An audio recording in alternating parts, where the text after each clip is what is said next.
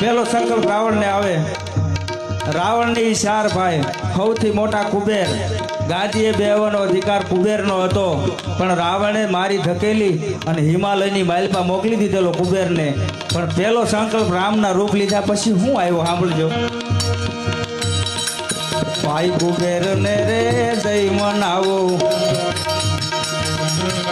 એની ગાદીએ આવે.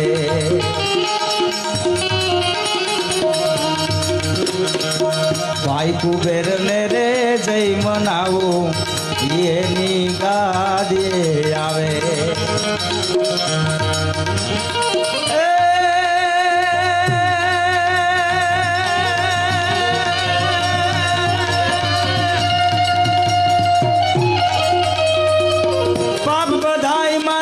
પ્રગટ બોલે મારા રુદિયા ને રે